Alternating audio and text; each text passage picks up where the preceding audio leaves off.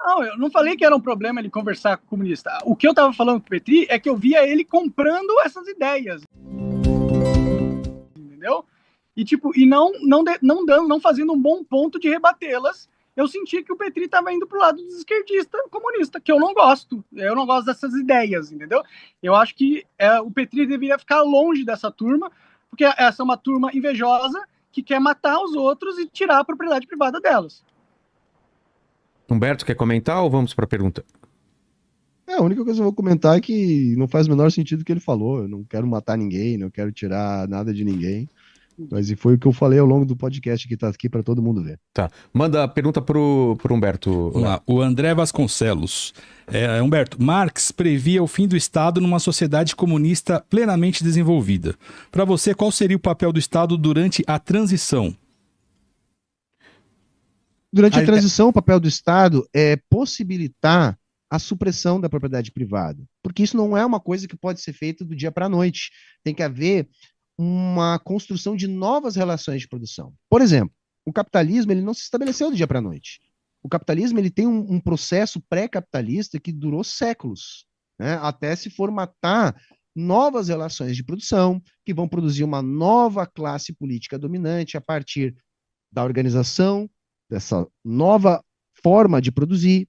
A mesma coisa vai acontecer em relação à superação do capitalismo. Nós vamos precisar construir novas relações de produção.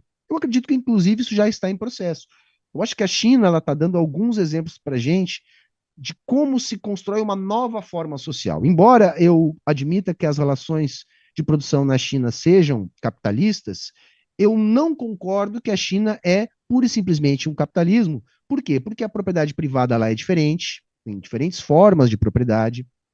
Terra, por exemplo, não é no sistema de propriedade privada. Há um nível de planejamento da produção, de criação de mercados, uma estrutura de proteção em relação a controle de capitais, além do controle político do Estado, já ter dado várias demonstrações de não estar condicionado à lógica dos grandes capitalistas. A China, me parece, utilizar o mercado para conseguir desenvolver suas forças produtivas, né, e continuar no seu processo. Eles prometem até 2049 se transformar numa sociedade socialista moderadamente próspera. E até hoje, tudo o que o Partido Comunista Chinês prometeu, né, ele não só atingiu, como atingiu antes de quando ele disse que iria atingir. Então, acho que talvez nós tenhamos aí um exemplo de como começar esse processo de transição.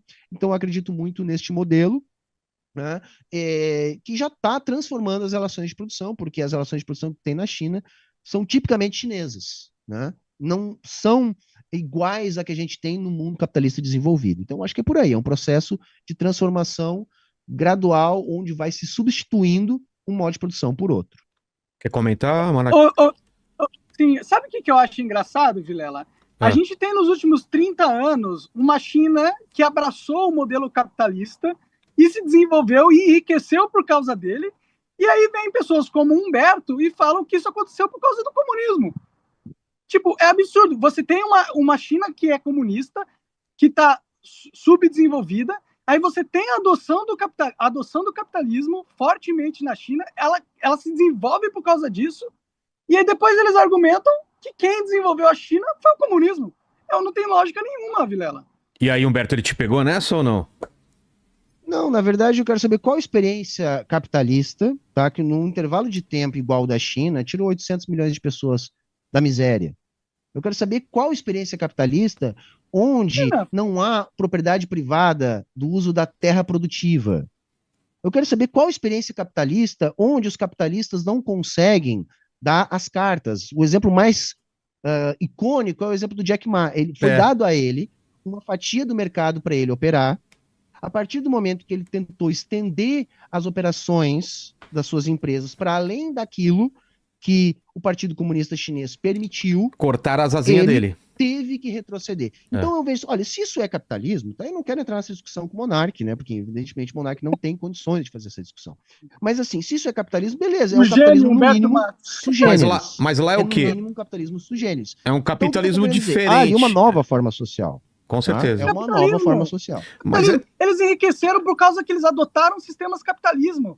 Eles pegaram cidades e criaram polos econômicos que adotaram a lógica capitalista, e isso promoveu um desenvolvimento da China, que hoje é responsável por essas milhares de pessoas que saíram da pobreza. Foi o capitalismo, foi a influência do capitalismo na China que tirou essas pessoas da pobreza, entendeu? É isso que eles não conseguem entender, entendeu? E, tipo, ele falou que a China não é subserviente aos capitalistas, mas, ao mesmo tempo, o Estado chinês implementa todas as medidas ideológicas do Fórum Econômico Mundial. Você acha isso coincidência? Ou é a China capitalista jogando junto com o sistema internacional? É isso, pô. O capitalismo salvou a China. Vamos implantar esse capitalismo da China no Brasil, Monark? O que você acha? Maravilha, seria bom. Vamos industrializar o Brasil. Acabar com boa parte dos direitos trabalhistas, igual a China faz. Não, Maravilha, cara, eu sou totalmente favorável a essa ideia. Assim, eu sou favorável a essa ideia. Vamos industrializar o Brasil. Bora, vamos fazer controle de capitais, né? Vamos impedir a ação do imperialismo. Vamos industrializar que vamos acabar com o teto de gastos, vamos fazer o Estado desenvolver a economia, vamos fazer o Estado criar mercados, né? Vamos fazer o que a China fez, por exemplo, com a BYD, né? Que era uma fábrica de baterias, e hoje a empresa que ela fez? Dominando o mercado global. Enfim, eu acho que assim, é uma nova forma social, entendeu? A experiência da BYD... O Monark deu bastante demonstrações pra gente. Não, mas a experiência da BYD, Humberto, o que ela fez? Qual foi a intervenção do Estado? Foi a compra governamental. Foi a transferência de tecnologia, era uma empresa de baterias. Depois eles eletrificaram o sistema de ônibus. Tá. E aí eles conseguiram ganhar a expertise, aí eles conseguiram ganhar a escala, aí eles desenvolveram a produção a ponto de fazer com que hoje, tá, a Tesla, por exemplo, não consiga competir com a BYD em preço. Sabe? Não consiga. Isso hoje tudo no é sistema muito mais barato um BYD do que um Tesla, mesmo a Tesla fabricando na China. Tá? Entendi. Porque mas não, né? Mas não então, teve... na verdade, é isso. Mas não teve problemas com trabalho escravo na BYD, não, né? Ou em outra empresa? Não na China, né? Não na China. E teve em outro lugar? China, né? Em outro lugar, né? Sim, tem trabalho escravo no Brasil, né? Por exemplo, aqui no Rio Grande do Sul, nas vinícolas é cheio. Sim, na China tem também trabalho que é considerado escravo pelas organizações internacionais. Similar à escravidão. Né? Similar à escravidão. Você tem vários casos de suicídio em fábricas chinesas, né? Isso aí não é comum as pessoas se suicidarem. Casos de suicídio em fábricas, Monark, tem na China, tem no Brasil, tem nos Estados Unidos, né? Eu não acho isso positivo. Se você procurar os dados, você vai encontrar uma centena. E como que isso é comunismo, meu bichão? Isso não é comunismo, é capitalismo. É capitalismo, não é? Não, mas a China é capitalismo. A China é capitalista pra caralho. Ela não garante os direitos trabalhistas, ela dá preferência às empresas em vez do tratamento do indivíduo chinês, e é por isso que eles vivem em muitas fábricas em condições subhumanas, porque a verdade isso é verdadeiro. A verdade a China é um país capitalista, eles adotaram o experimento capitalista, e foi o experimento capitalista que fez a China se desenvolver como uma potência global nos últimos 30 anos. Se você quer negar esse fato, é negar a realidade, tá ligado? Então me diz um outro país que tem o capitalismo que veio da China, Monark. Vai lá. O Brasil é um país muito mais socialista que a China. Diz um outro país que tem o mesmo tipo de capitalismo que a China.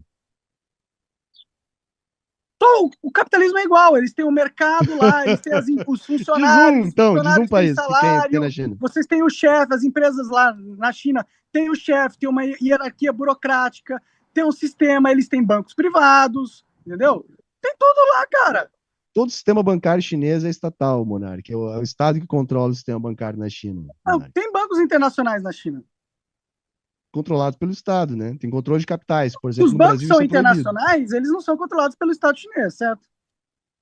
É controlado pelo Banco Popular da China, Monark. Não, existem os dois tipos de banco lá na China. Vocês têm bancos internacionais que operam na China também.